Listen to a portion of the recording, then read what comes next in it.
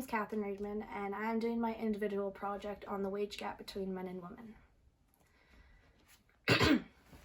There has always been a wage gap between males and females, and in recent years it has seemed to be narrowing. However, this wage gap still exists, and there are many factors that lead to this inequality. Factors such as motherhood and the field of work that women enter are two main reasons why women receive a lower income than males. Women of color, for example, face double discrimination and receive an even smaller income than Caucasian women.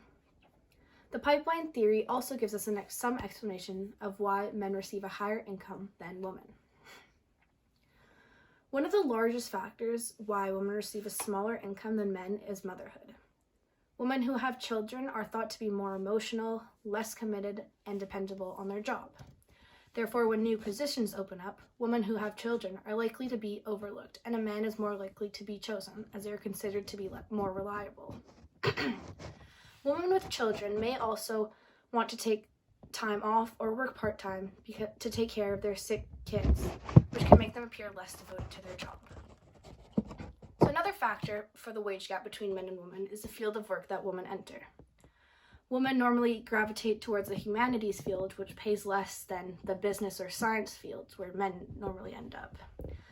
However, even if men and women end up in the same field, there still seems to be inequality in the pay gap. So, in a study conducted in 2019 in Ontario, it showed that male surgeons received 24% more income than their female coworkers. There was no evidence to support the fact that men should be receiving more money because the work that they were doing was nearly identical.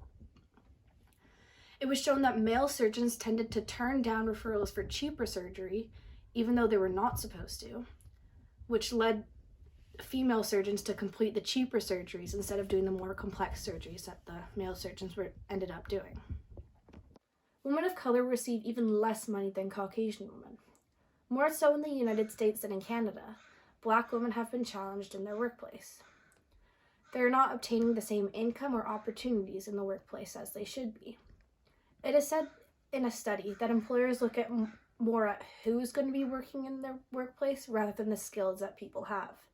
For example, employers would rather take someone's appearance and cultural background into account rather than the skills that they have.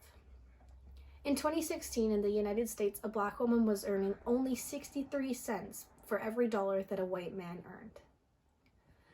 So finally, the pipeline theory explains some important points as to why women are receiving less pay and experiencing inequality in the workplace. For many years, the business, science, and engineering fields have been male-dominant. As there are fewer women in these fields, they are underrepresented and feel less supported. This tends to make women experience feelings of isolation and lower self-esteem. This can then lead to them quitting their jobs as they do not feel comfortable and supported at their workplace.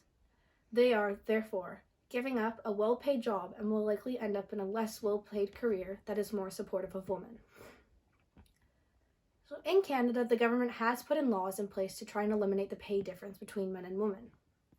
The Employment Equity Act was passed in 1987, trying to diminish this gap. However, the gap is still significant today.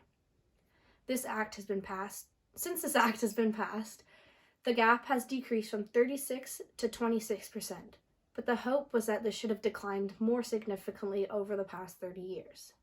There is clearly still more work that needs to be done in order to provide more equality in pay between men and women. Thank you.